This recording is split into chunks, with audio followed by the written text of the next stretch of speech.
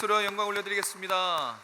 네, 혼신의 힘을 다해서 이렇게 찬양하는 모습이 너무 아름다웠습니다. 우리 성가대 감사합니다.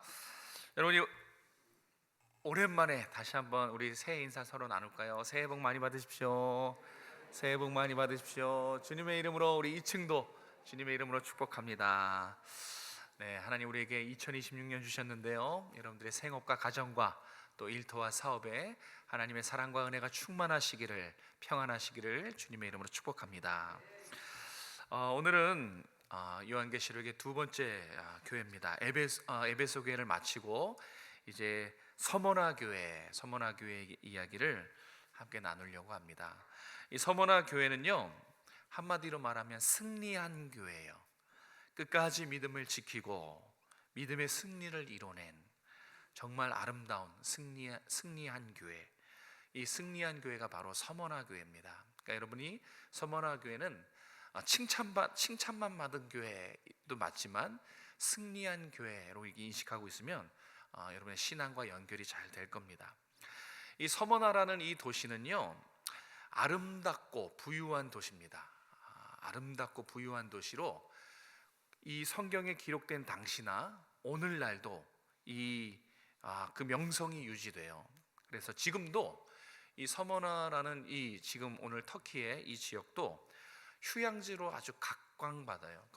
그만큼 자연 경관이 아주 아름다운 곳이란 얘기죠. 그리고 이곳에 유럽의 부자들이 많이 모여 살고 있다고 합니다. 부자의 도시죠. 이렇게 서머나는 화려하고 아름답고 또 편리하고 부유한 그런 도시입니다. 그런데 두 가지 면이 있어요. 사진을 좀 보여주시겠습니까? 네, 저렇게 아름다운, 노을지고 자연이 아름답고 정말 저곳에서 살고 싶은 그런 매력적인 도시이기도 하지만 반대로 저 반대편 그림 보이십니까? 네, 핍박받고 있죠. 서머나 교회는 기독교인들에게는 순교의 도시로 잘 알려져 있어요. 한편으로는 부유하고 아름다운 도시지만 서머나는 기독교인들에게는 환난과 핍박의 도시로 더 유명합니다. 그래서 오늘 본문에 서머나 교회가 핍박받고 있는 장면을 나타내주고 있어요. 치열한 싸움이 있었던 곳입니다. 크리스찬에게는 정말 믿음의 싸움을 싸우고 매일같이 싸우다가 이 순교자가 나올 정도로, 순교자가 꽤 많이 나왔어요. 순교자가 나올 정도로 이 전투의 현장, 격전지, 이게 바로 기독교인들에게 서머나라는 도시입니다. 그리고 서머나의 특징이 있어요. 서머나라는 이 도시는 아주 로마의 아주 충성심이 높은 도시였습니다. 둘째가라면 서러울 정도로 이 로마 황제에 대한 충성심이 아주 높은 도시였어요. 그리고 이 서머나라는 이 도시에는요, 유독 유대인들이 많이 모여 살았습니다. 이 유대인들이 크리스찬들을 엄청 많이 핍박했거든요. AD 70년 예루살렘이 멸망하고 이제 다 흩어지는데 유독 이 서머나라는, 아마 살기 좋은 도시였기 때문에 그렇겠죠, 유대인들이 많이 모여 살았다고 합니다. 그래서 유대인들이 경제적인 것도 기득권도 다 거머쥐어요. 이 유대인들이 장악을 합니다. 그래서 이 유대인들이 로마와 연합해서 성도들, 특별히 서머나 교회를 아주 무섭게 핍박했다고 기독교 역사에서 잘 나타내주고 있죠. 그래서 다른 지역보다 서머나라는 이 도시는 핍박의 횟수도 차이가 엄청나요. 매일 핍박이 있었던 곳으로 핍박도 많았고, 또 핍박을 받다 보면 순교자가 나오겠죠. 순교자도 다른 지역에 비해서 훨씬 많이 나온 그런 도시입니다. 그래서 이 서머나에서 그리스도인으로 산다는 것은 아주 특별한 의미가 있는 것입니다. 여러분이 한번 서머나에서 여러분이 신앙생활 한다고 한번 생각해 보십시오. 우리 지금 이렇게 편하게 오정성화에서 신앙생활 하지만 여러분이 이 당시에 태어나서 서머나에 살게 됐는데 예수님 믿고 구원받아서 서머나 교회에 다닌다고 한번 생각해 보십시오. 아마 여러분은 매일 아침 각오해야 될 겁니다. 오늘은 죽을 수도 있겠구나. 실제로 그랬어요. 서머나라는 도시에서 성도로 산다는 것은 매일 아침 오늘은 죽을 수도 있겠구나, 이 죽음을 각오해야 하는 일이었어요. 예수 믿으면 죽을 수 있다, 오늘날로는 상상할 수 없죠. 여러분, 오늘 우리가 예수님 믿는다고 죽습니까? 안 죽어요. 근데 북한은 그럴 수 있죠. 이슬람권은 그럴 수 있어요. 그 일이 서머나라는 도시에서는 일어났어요. 오늘날 이 대한민국 사회에서는 예수 믿는다고 죽진 않아요. 그런데 상상할 수 없는 이 일이 서머나 성도들에게는 매일 겪어야 되는 현실이에요. 아, 오늘 살았구나 그러면서 감사합니다 잠자리 들고, 아침에 일어나면 오늘은 죽을 수도 있겠구나, 또 살다가 잠자리에 들면 아유 감사합니다, 이런 반복된 삶을 살았습니다. 누군가 고자질해서 신고를 하면 잡혀가요. 잡혀가서 고문을 당합니다. 옥에 갇혀요. 오늘 본문에도 옥에 갇힌다는 얘기가 있는데 그냥 수감되는 게 아니에요. 그 정도 고상한 게 아니라 죽는다는 의미예요. 고문당하다가 죽는 일이 많았어요. 서머나라는 도시에서 예수님 믿으면 직업을 잃을 수 있어요. 예수 믿는다는 이유로 직업을 잃습니다. 사회에서 추방당합니다. 왕따가 돼요. 재산도 뺏깁니다. 아니, 어떻게 사유재산을 뺏을 수가 있는가? 그랬어요. 재산을 몰수당한다고요. 그 도시에서 시에서 나와서 예수 믿는다는 그 이유 하나만으로 재산을 다 몰수해 갑니다. 엄청난 일이 일어나죠. 그죠? 과연 정말 이런 일이 일어났을까 싶을 정도로 지금 이 귀가 정말 이 의심이 되죠. 정말 이런 일이 있었나? 근데 더 끔찍한 건 뭐냐면 약탈의 대상이 됐대요. 예수님 믿으면 약탈의 대상이 됐답니다. 경제적 불이익이 워낙 커서 서머나 교회에 다니는 어떤 사장님이 있다면 가게 문을 닫아야 돼요. 세금을 50%나 떼어가요. 그러니까 경제 활동은 할 수가 없는 거예요. 워낙 경제적 불이익이 커요. 그래서 이 궁핍이란 단어, 서머나 교회를 향한 이 궁핍이란 단어는 정확한 말로는 거지 같은 이에요. 거지 같은 삶을 살은 거예요. 굶주리고 배고프고 경제 생활을 할 수 없으니까 자연스럽게 궁핍한 극도의 가난한 삶을 살아간 거죠. 이게 오늘 본문에 소개하는 서머나 교회의 이야기입니다. 자, 이 정도 핍박이면 교회를 떠나고 나몰라라하고 신앙을 버릴 만도 한데 서머나 교회 성도들은 안 그랬대요. 그렇지 않았대요. 서머나 교회 성도들은 온갖 불이익이 오고 괴롭힘을 당하고 궁핍과 환난과 수모를 다 당하면서도 어떤 마음으로 살았냐? 차라리 내가 그리스도인으로 죽으리라, 그런 다짐으로 살았대요. 내가 목숨을 잃을 망정 주님을 배반하지 않겠습니다. 그런 믿음을, 그런 신앙으로 매일같이 승리하는 삶을 살았다고 합니다. 아, 도망치고 싶으면 생각이 안 들었을까요? 이 정도 환난과 궁핍과 세상의 조롱이라면 이거 살 수가 없잖아요. 못 삽니다. 지금 이렇게 하라고 하면 못 살아요. 다 뿔뿔이 흩어질 수 있죠. 그런데 목숨을 잃을 망정 주님을 배반하지 않겠습니다, 이러한 각오로 승리했다고 합니다. 야, 어떻게 이런 믿음을 가질 수 있었을까요? 참 놀랍지 않습니까? 목사인 저도 지금 묵상하니까 너무 부끄럽습니다. 어떻게 이런 신앙을 가질 수 있었을까? 주님의 약속이 뭐길래 그 약속을 붙잡고 끝까지 충성하고 끝까지 신실함으로 승리할 수 있었을까? 그 비결은 뭔지 우리 오늘 두 가지만 살펴보도록 하겠습니다. 우리 8절 9절 말씀 먼저 읽겠습니다. 시작. 서머나 교회의 사자에게 편지하라. 처음이고 마지막이며 죽었다가 살아나신 이가 이르시되 내가 내 환난과 궁핍을 알거니와 실상은 내가 부요한 자니라.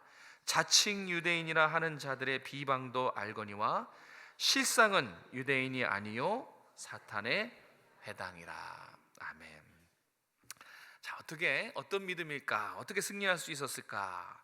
자, 서머나 교회 성도들의 승리의 비결은 부활신앙에 있어요. 성도들은 부활신앙으로 이 믿음의 싸움에서 마침내 승리해냈어요. 우리 같이 한번 읽어볼까요? 시작!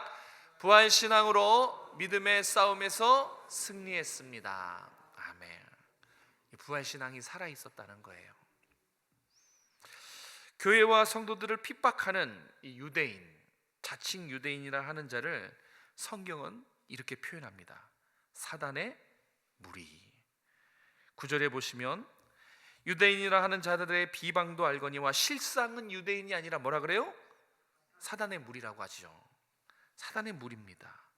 그리고 이 로마와 유대인들이 합세해서 하는 핍박, 가하는 괴롭힘, 이거를 10절에 뭐라고 말하냐면 사탄의 시험이라고 아주 어마무시하게 말씀하죠.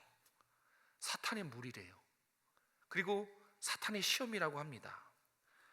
이것은 무엇을 말씀하냐면 성도가 하나님 나라를 향해서 가는데 이 천성을 향해서 가는 그 길, 그 믿음의 여정에 성격을 나타내주고 있어요. 꽃길이 아니라는 겁니다. 네, 꽃길이 아닙니다, 여러분. 우리가 천성을 향해서 나아가는 이 믿음의 여정은 꽃길이 아니에요. 사단의 무리가 막아서고요, 늘 사단의 시험이 도사리고 있는 그런 길이에요. 당연히 순탄치가 않겠죠. 당연히 환난과 풍파가 매섭겠죠. 그런 길이에요. 때로는 사단의 시험 때문에 미혹이 되어서 절망하게 되고 괜히 섭섭해서 낙심하게 되고 그런 길이에요. 정말 시마다 때마다 할 수만 있으면 전력을 다해 사단은 여러분의 이 믿음의 길에서 이탈하도록 최선을 다합니다. 꽃길이 아니에요. 믿음의 여정은 가시밭길입니다. 오늘 서머나 교회를 보십시오. 믿음의 여정이지만 가시밭길입니다. 도처에 수많은 지뢰들이 있고 함정들이 있고 늘 사단이 정말 심심할 때면 나타나서 깜짝 등장해서 시험합니다. 그걸 어떻게 이겨내냐고요. 가시밭길이에요.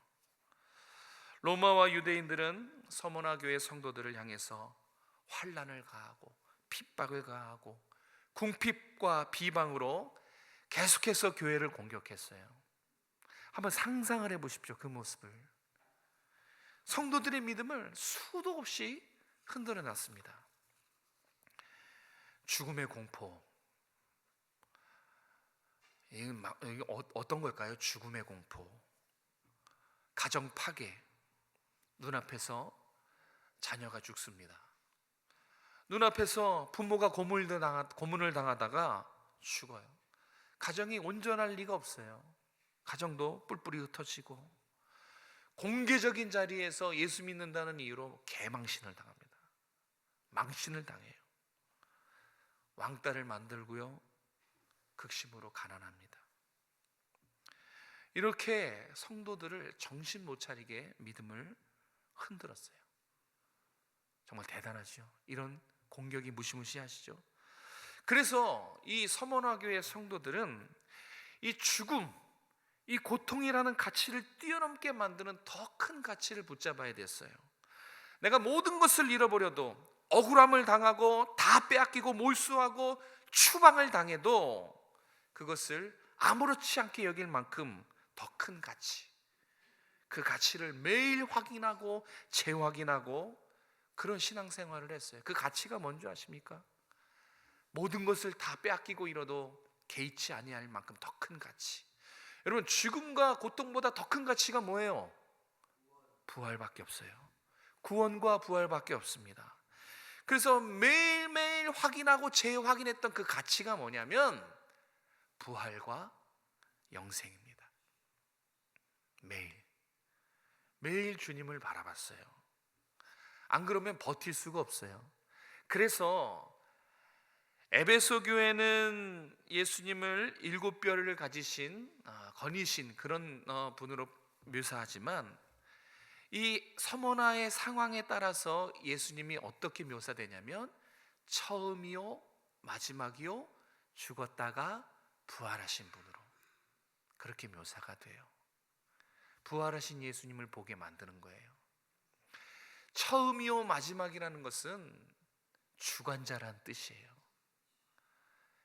이 세상을 통치하는 로마 황제가 주관자가 아니라 그 로마 황제도 만들고 그 로마 황제도 주관하시는 하나님이 진짜 이 세상의 실세라는 거죠.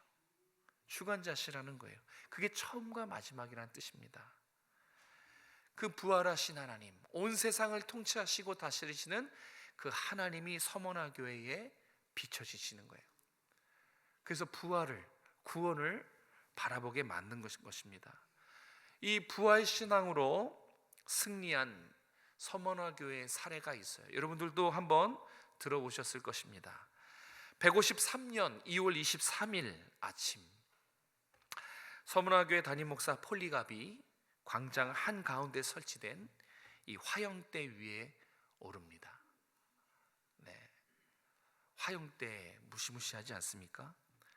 153년 2월 23일 주일 아침입니다. 서머나 교회 담임 목사 이 폴리갑이 화형대 위에 올랐어요. 평소 참 인자하고 많은 사람들에게 존경을 받았기 때문에 옆에 있던 로마의 그 장교가 설득하는 거예요. 회유하기 시작합니다. 나는 당신의 인격을 존경합니다. 나는 당신이 죽는 걸 원하지 않습니다. 진심입니다. 한 번이면 됩니다. 딱 한 번만 가이사가 나의 주인님이라고 그렇게 말하세요. 그럼 내가 당장 풀어주겠습니다. 이렇게 설득하는 거예요. 안 죽었으면 좋겠어서 설득합니다. 그러자 이 포승줄에 묵힌 폴리갑이 대답합니다. 나는 그리스도인입니다. 내 나이 86세입니다. 주님은 내 평생 나를 한 번도 해롭게 하신 일이 없습니다. 어찌 내가 나를 구원하신 나의 왕을 핍박 때문에 배신한단 말입니까? 차라리 그리스도인으로 죽겠습니다. 이렇게 담대하게 외쳤어요.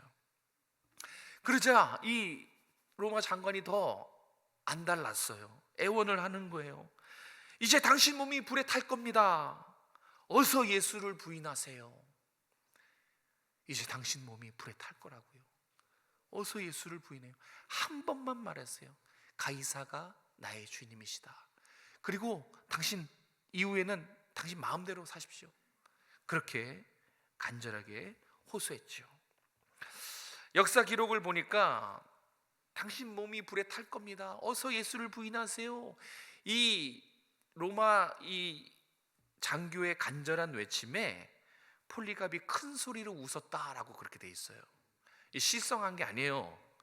폴리갑이 웃으면서 무슨 말을 하냐면요, 이런 말을 했대요. 나는 1시간이면 타겠지만 당신은 꺼지지 않는 영원한 불에 영원히 타는 고통을 당할 텐데 그래도 괜찮겠소? 오히려 로마 장교를 걱정을 하는 겁니다. 폴리갑을 비롯해서 서머나 교회 많은 성도들이 고문을 당하고 처형을 당하고 화형을 당해요. 그들의 동일한 마지막 유언은 이겁니다. 나는 그리스도인입니다. 그렇게 해서 주어진 여러분의 이름이 그리스도인이에요. 서머나 교회 성도들이 죽는 순간에도 웃었다 그랬어요. 웃을 수 있는 이유, 죽음 앞에서도 담대하게 찬양할 수 있었던 이유가 뭡니까? 목숨을 잃을 망정 차라리 그리스도인으로 죽겠습니다 하면서 신앙만큼은 절대적으로 포기할 수 없었던 그 이유는 그들 가슴속에 부활신앙이 그냥 있는 것이 아니라 활활 타오르고 있었기 때문에 그래요. 부활신앙이 그냥 머릿속에 이해되는 단어로, 개념으로 자리 잡고 있었던 게 아니라 이 마음속에서 뜨겁게 살아서 역사하고 타오르고 있었기 때문에 조금도 타협하지 않은 것입니다. 죽음이 두렵지 않은 것입니다. 처음이요 마지막이며 죽었다가 부활하신 그 예수님을 죽는 순간에도 끝까지 신뢰하고 바라봤기 때문에 두렵지 않았던 것입니다. 조금도 의심하지 않았어요. 내가 죽으면 부활하신 주님과 함께 나도 부활할 거야. 우리가 갖고 있는 이 믿음이 그들은 조금도 의심하지 않았습니다. 이 부활신앙이 바로 이들을 모든 죽음과 모든 환난과 핍박으로부터 넉넉히 이기도록 만든 결정적인 요인이었습니다. 이 부활신앙이 여러분 안에 있습니까? 네. 이 지금 평안할 땐 잘 모르지만 이제 정말 무시무시한 핍박과 환난이 나타나면, 닥치게 되면 이제 둘로 나눠질 겁니다. 부활신앙, 뜨거운 부활신앙, 차가운 부활신앙. 이 차가운 부활신앙 그냥 생각, 관념으로만 갖고 있는 것이죠. 사랑하는 성도 여러분, 서머나 교회의 모습을 보십시오. 승리한 교회입니다. 승리한 성도예요. 죽음보다 더한 가치, 처음이요 마지막이요 부활하신 주님을 끝까지 신뢰하고 바라봤기 때문에 그들은 승리했습니다. 우리 안에도 이 부활신앙으로 여러분의 삶의 현장에서 믿음의 싸움에서 승리하실 수 있길 주님의 이름으로 축복합니다. 자, 우리 두 번째 10절 11절 말씀 같이 한번 읽겠습니다. 10절 11절입니다. 시작. 너는 장차 받을 고난을 두려워하지 말라. 볼지어다 마귀가 장차 너희 가운데서 몇 사람을 옥에 던져 시험을 받게 하리니 너희가 10일 동안 환난을 받으리라. 내가 죽도록 충성하라. 그리하면 내가 생명의 면류관을 내게 주리라. 귀 있는 자는 성령이 교회들에게 하시는 말씀을 들을지어다. 이기는 자는 둘째 사망의 해를 받지 아니하리라. 아멘이십니까? 자, 두 번째, 어떻게 승리할 수 있었는가? 첫 번째는 부활신앙, 뜨거운 부활신앙을 갖고 있었기 때문에 죽음이 두렵지 않았어요. 그래서 승리했습니다. 자, 두 번째, 끝까지 하나님의 약속을 붙들었어요. 승리한 교회에 주시는 이 하나님의 약속, 오늘 두 가지 약속이 있거든요. 생명의 면류관을 주리라. 둘째 사망의 해를 받지 아니하리라. 이 두 가지 약속을 끝까지 믿었다는 것입니다. 그래서 승리했어요. 한번 생각해 보세요. 하루하루 버티기 쉽지 않아요. 오늘은 죽을 수도 있겠구나. 이게 그들의 삶이었어요. 하루하루 버티기 힘든데 오늘 말씀은 더 절망적이에요. 예수님이 서머나 교회에 앞으로 어떤 일이 일어날 것이다라고 10절에 말씀하지요. 몇 사람은 옥에 던져지고 죽는다는 거예요. 10일 동안 극심한 환난이 있을 것이다. 안 그래도 힘든데 10일 동안 환난이 또 있어요. 여기서 10일은, 그런데 여기서 10일은 딱 열흘을 말하는 게 아니에요. 물리적인 시간을 말하는 게 아니라 한계가 있다는 거죠. 잠시 잠깐 짧은 시간이에요. 영원한 시간에, 하나님의 영원한 시간에 비춰보면 열흘은 짧은 시간을 의미합니다. 결국 지나가는 그런 매서운 환난이 있을 것이다. 그런 말씀을 하세요. 지금도 힘든데 또 어떻게 이 매서운 환난을 건너야 되나, 그런 생각이 드십니까? 저는 그런 생각이 참 많았어요. 제가 이 말씀을 묵상하면서 하나님, 예수님, 처음부터 알고 계셨으면, 환난을 알고 계시고 이런 위기를 알고 계시면 그냥 막아주시지, 보호해 주시면 참 좋겠다는 생각을 해요. 교회가 지금 극심한 위기에 처해 있지 않습니까? 사람이 죽어요. 순교합니다. 얼마나 교회가 기도했겠습니까? 밤새서 기도했겠습니까? 그러면 그 살려달라는 기도, 구원해달라는 기도 응답해 주시지. 그러면 참 좋을 것 같거든요. 그런데 10절 보세요. 10절에 보면 너는 장차 받을 고난을 해결해 주겠다 이렇게 나오지 않죠. 장차 받은 고난을 어떻게 해요? 두려워하지 말라. 아니, 딱 고쳤으면 좋겠어요. 내가 해결해 주겠다. 근데 그렇게 말씀 안 하시고 두려워하지 말라. 이 말씀만 이렇게 하십니다. 달랑 두려워하지 말라. 위로의 말씀만 하세요. 해결해 주시면 참 좋겠건만, 기도 응답해 주시면 참 좋겠건만, 달랑 말씀하시고 침묵하시지요. 사탄의 졸개들을 모두 물리쳐 주시면 좋겠지만 약속만 하십니다. 마치 교회가 당면한 이 현실을 참 모르신다라고 느껴질 정도로 말씀만 하세요. 근데 정말 그런가요? 주님이 이 상황과 당면한 현실을 모르셨을까요? 전지하신 주님이 다 알고 계시지요. 아, 주님이 왜 이러셨을까 하면서 우리가 이 주님의 방법을 모르면 의심할 수 있어요. 아직 주님의 방법을 신뢰하지 못하면 물음표가 많이 찍힐 것입니다. 사탄은요, 항상 하는 일이 뭐냐면 하나님의 말씀을 가볍게 여기도록 만들어요. 하나님의 말씀을 믿게 만든 게 아니라 의심하도록 만들지요. 정말? 과연 그럴까? 하나님 너무하시네. 왜 하나님 침묵하시지? 자꾸 하나님의 말씀에 토를 달게 만들어요. 순종하지 않고 의심하게 만드는 것이 사탄이 하는 일이에요. 아마 지금도 그 일을 할 겁니다. 하나님의 말씀을 들어도 마음에 새겨지는 것이 아니라 과연 그럴까? 생각하게 만들지요. 하나님의 말씀이 가장 확실한 능력이고 하나님의 말씀이 가장 확실한 성취인데도 불구하고 사탄은 하나님의 말씀이 선포되고 그 말씀이 내 귀에 들릴 때 물음표를 달아요. 의심하게 만들어요. 하나님의 말씀을 가벼이 여기도록 만든다는 거예요. 죽음의 공포를 일으킵니다. 두려움을 증폭시킵니다. 그래서 이 말씀을 작게, 말씀의 능력과 성취를 완전히 실추시켜버리게 만들어요. 그래도 우리가 하나님의 말씀에도 불구하고 그렇게 살지 못하는 이유가 다 회방하는 사탄의 이 전략이 있기 때문에 그렇습니다. 사랑하는 성도 여러분, 하나님의 말씀은 곧 성취임을 믿으시기 바랍니다.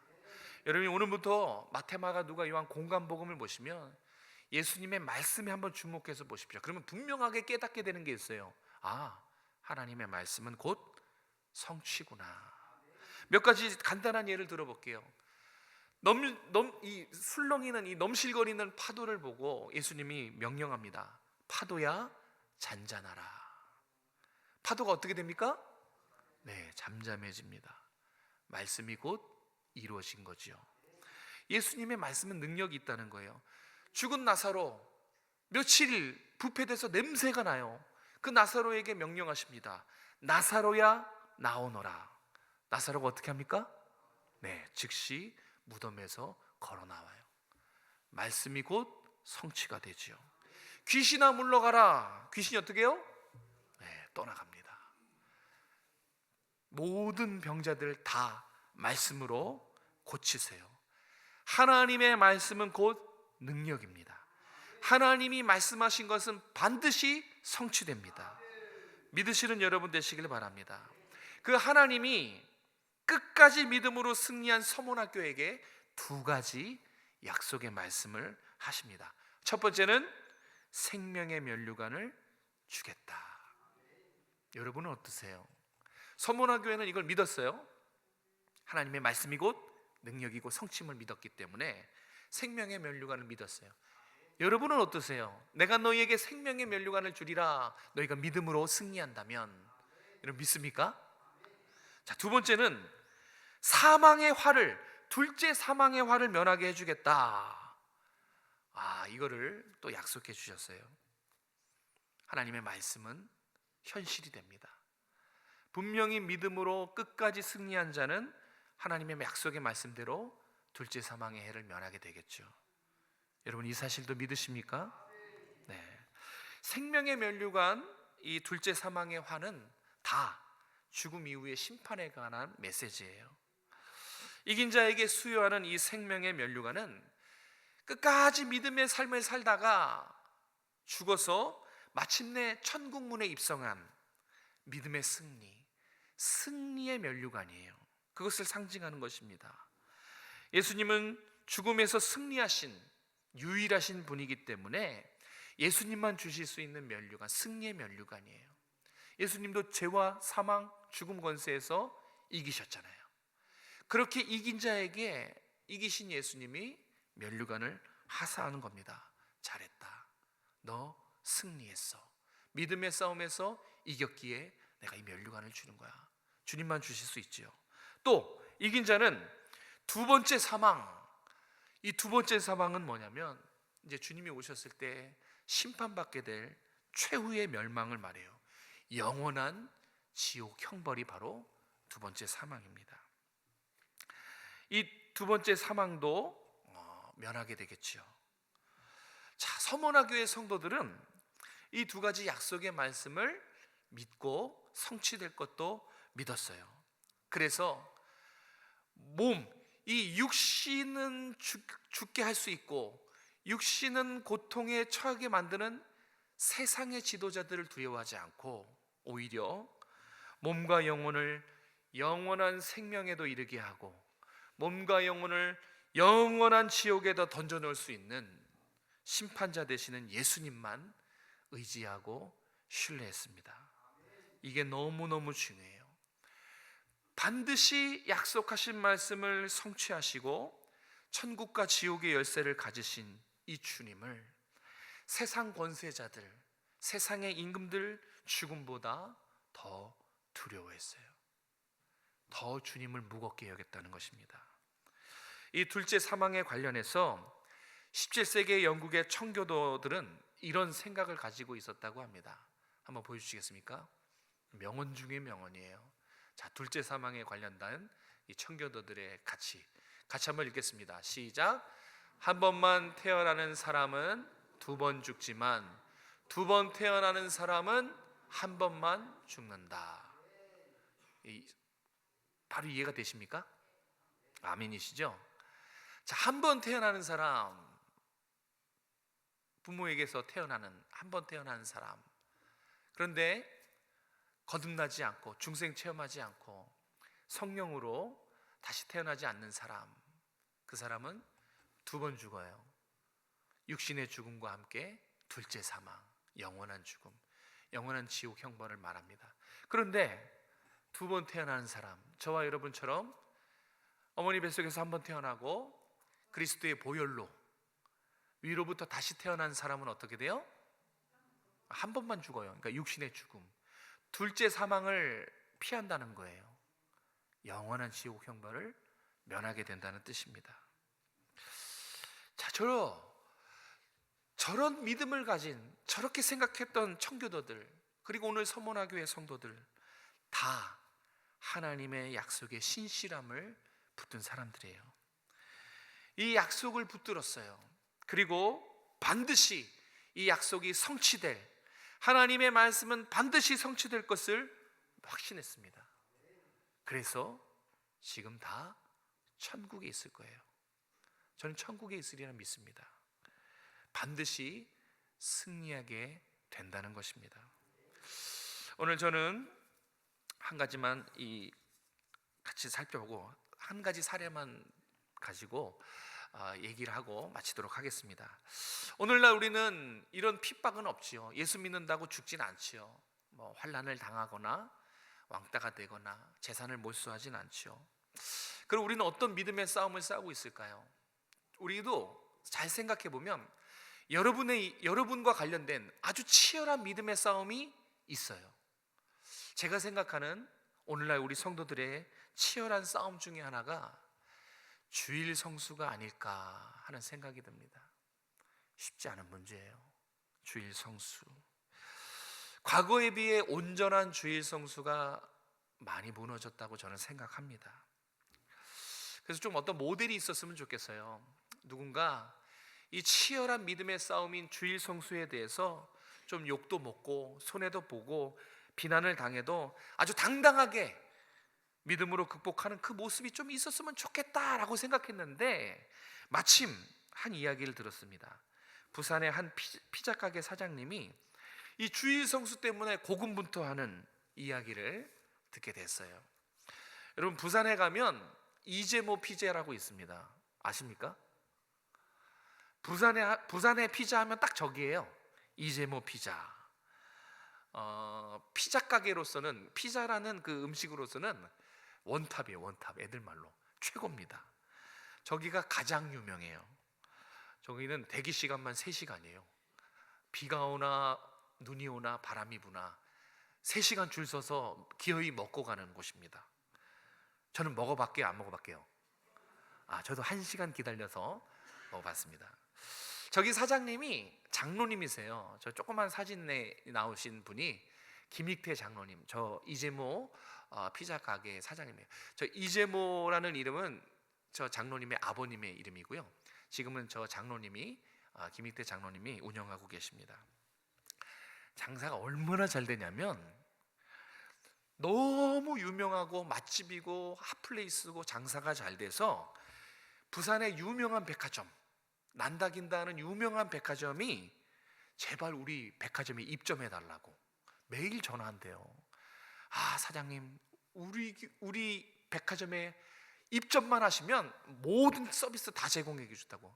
입점만 하라고. 그러니까 백화점 사장님들이 안달해요. 우리 백화점에 입점하라고.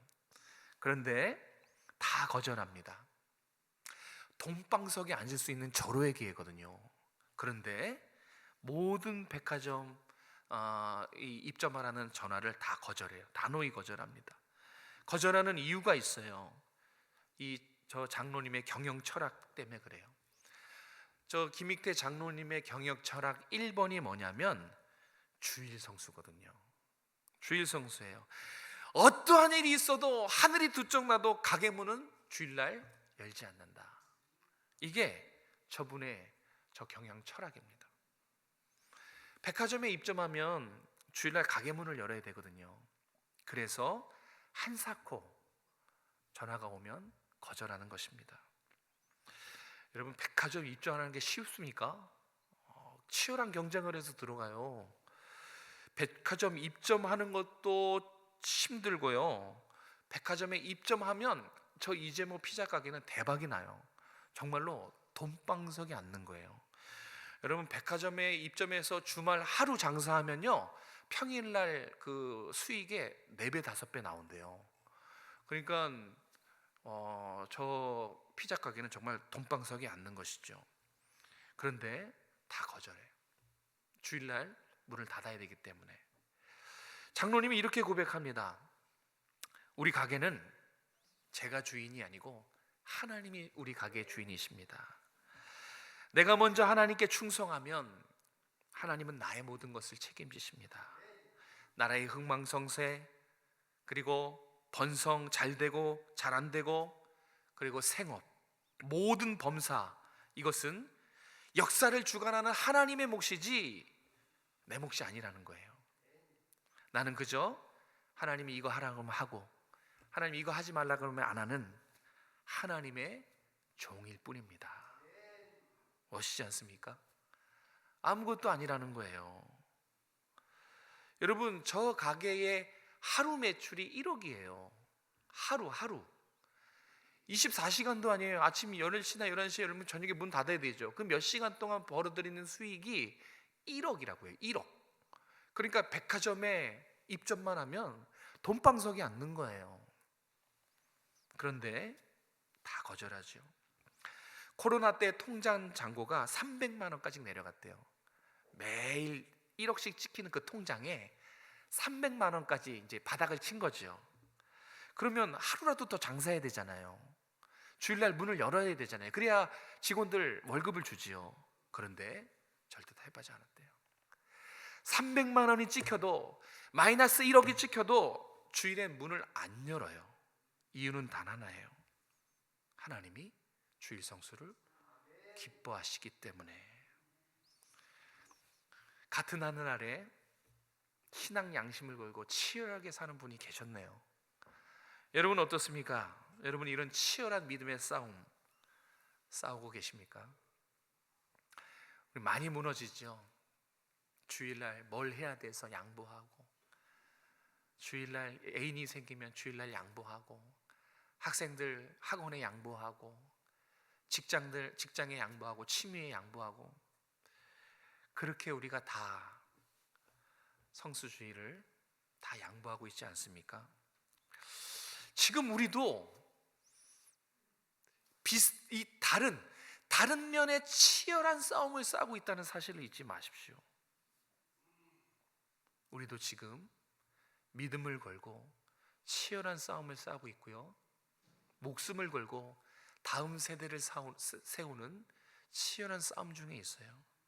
여러분, 지금 우리는 평화로운 때가 아니에요. 제가 아까 얘기했잖아요.